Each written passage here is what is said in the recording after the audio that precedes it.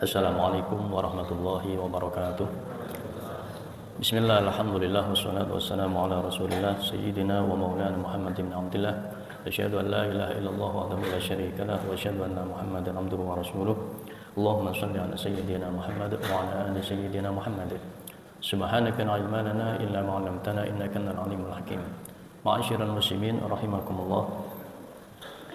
Di dalam kita beristighfar minta ampun kepada Allah Subhanahu wa taala, hendaknya kita benar-benar menghadirkan hati kita, mengingat, membayangkan dosa-dosa yang telah kita lakukan, baik yang kecil maupun yang besar, yang sembunyi-sembunyi maupun yang terang-terangan, dosa yang telah lalu maupun yang akan datang. Itu harus benar-benar kita hadirkan, kita rasakan, kita ingat.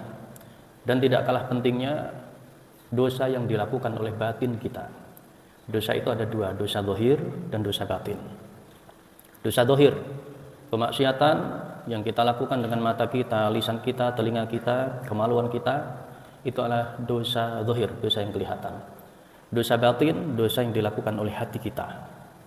Karena semuanya akan dimintai pertanggungjawaban. Inna sam'a wal basar wal fuad kullu ulaika kana anhu mas'ula. Semuanya, penglihatan, pendengaran kita dan hati kita, apa kata hati kita, akan dimintai pertanggungjawaban oleh Allah Subhanahu wa taala. Dosa batin tidak kalah buruknya, tidak kalah besarnya efek yang ditimbulkan.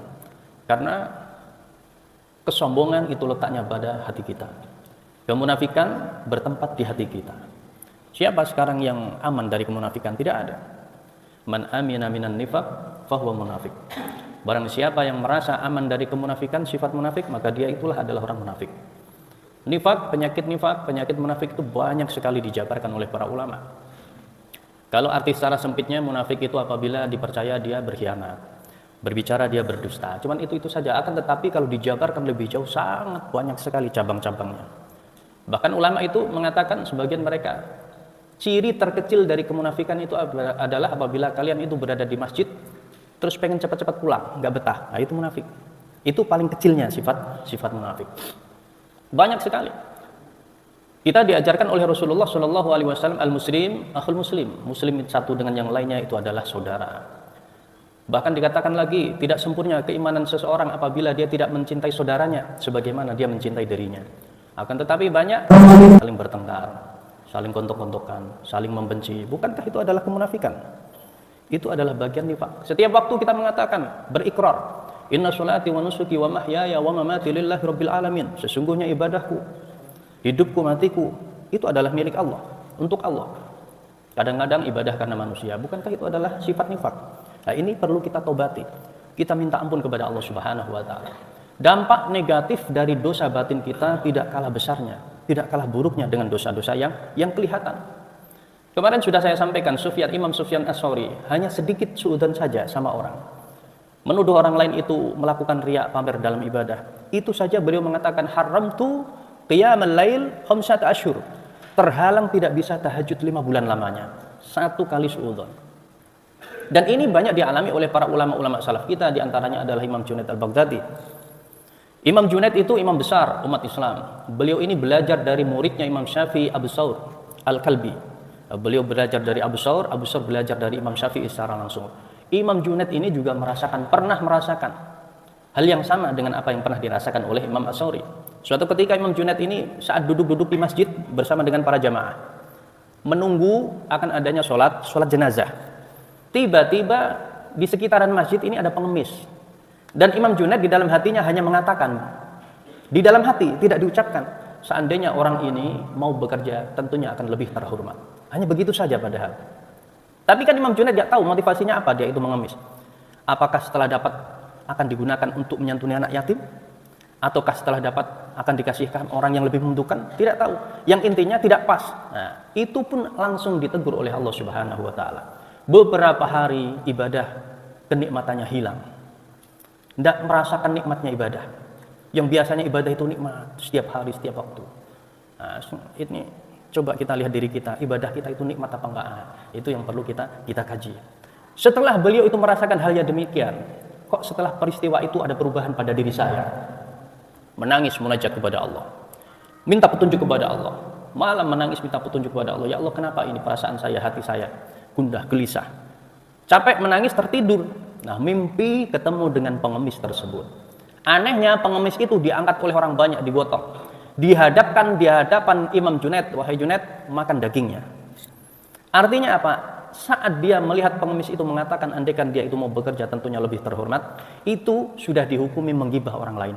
Sedangkan orang menggibah itu seakan-akan dia sedang memakan bangkai daging saudaranya. Nah, tergugah hatinya, sadar minta ampun kepada Allah Subhanahu wa taala.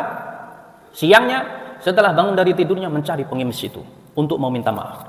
Dicari-cari ke sana kemari, ketemu di pinggirin sungai, orang tersebut sedang mengais-ngais dedaunan sisa-sisa sayur-sayuran untuk dimakan. Belum sampai Imam Junaid ini mengatakan sesuatu pada pengemis tersebut, apa yang dikatakan oleh pengemis tersebut? Ya Abul Qasim. Panggilannya kan Abul Qasim. Apakah kau akan mengulangi perbuatanmu itu lagi? Oh tidak. Ini wali Allah itu begitu. Melihat dengan nurullah, dengan cahaya Allah Subhanahu wa taala. Maka hati-hati, jaga hati kita. Ketemu dengan siapapun itu kelihatannya sepele. Jangan sampai direndahkan. Bisa jadi dia adalah kekasihnya Allah Subhanahu wa taala. Wahai Abul Qasim, apakah kau akan mengulangi kesalahanmu itu? Tidak, kata Imam Junaid. Semoga Allah Subhanahu wa taala mengampuni dosaku dan dosamu, kata pengemis tersebut. Ma'asyiral muslimin rahimakumullah. Dosa batin tidak kalah besarnya dampaknya yang ditimbulkan. Oleh karena itu jangan pernah melupakan, selalu minta ampun kepada Allah dosa-dosa kemaksiatan zahiriyah kita, mata kita, telinga kita, lisan kita, dan yang terpenting adalah dosa batin kita, dosa hati kita. Kesombongan, kemunafikan, benci sama orang, dendam sama orang, hasud, iri, dengki, bukankah itu adalah dosa besar di hadapan Allah Subhanahu wa taala? Jangan pernah diremehkan. Naudzubillah summa naudzubillah. Bulan Rajab ini kita sucikan diri kita untuk menyongsong masuk ke dalam bulan suci Ramadan. Bulan suci Ramadan hanya akan bisa dimasuki oleh orang-orang yang hatinya benar-benar bersih, suci, maka dia akan mendapatkan madunya, nikmatnya bulan suci Ramadan. Beda dengan orang apabila dia masuk ke dalam bulan suci Ramadan dalam keadaan masih kotor, dalam keadaan hatinya masih tertutupi oleh kemaksiatan. Mana mungkin dia akan menemukan keistimewaan di bulan suci Ramadan. Ma'asyiral muslimin rahimakumullah.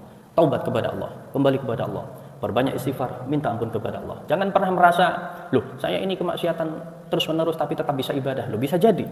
Imam Ibnu Athaillah mengatakan bisa jadi seseorang itu dibukakan pintu ibadah akan tetapi tidak dibukakan pintu penerimaan. Ada orang itu memang diizinkan oleh Allah untuk beribadah terus, silahkan kamu beribadah, tapi tidak diterima oleh Allah Subhanahu wa taala. Naudzubillah summa naudzubillah.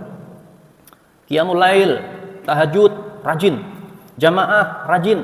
Tapi ya koruptor, ngambil uang rakyat. Allah izinkan silahkan kamu ibadah, umroh rajin, haji rajin tiap tahun, sedekah, tapi yang digunakan adalah uang haram, hasil maling. Ini apakah diterima oleh Allah? Tidak akan diterima oleh Allah. Allah terkadang membukakan pintu ibadah terhadap seseorang, akan tetapi tidak dibukakan pintu penerimaan terhadap orang tersebut. Maka jangan GR. Di saat kita masih bisa beribadah, oh berarti saya ini disayang oleh Allah. Belum tentu juga. Segala kemungkinan itu masih akan tetap berlaku. Solusinya adalah banyak bertaubat, minta ampun kepada Allah Subhanahu wa taala. Karena orang yang paling beruntung adalah dia tuba liman wajada fi sahifatihi istighfarun katsira. Orang yang paling beruntung adalah orang yang dia nanti di akhirat menemukan buku catatannya dalam keadaan banyak sekali minta ampun kepada Allah Subhanahu wa taala. Kita ini memang dijadikan oleh Allah hamba yang lemah yang tidak akan luput dari dosa kesalahan. Itu sudah ditakdirkan. Akan tetapi Allah juga memberikan solusi apa? Istighfar, taubat kepada Allah. Istighfar. Itu tidak ada kata lain. Karena yang menjadi penawar dari dosa-dosa kesalahan kita hanya satu, istighfar, minta ampun kepada Allah. Semoga Allah Subhanahu wa taala ampuni dosa-dosa kita, kedua orang tua kita, guru-guru kita, kawan-kawan kita, semua keluarga kita. Amin ya rabbal alamin. Demikian, mohon maaf. Semoga bermanfaat. Wassalamualaikum warahmatullahi wabarakatuh.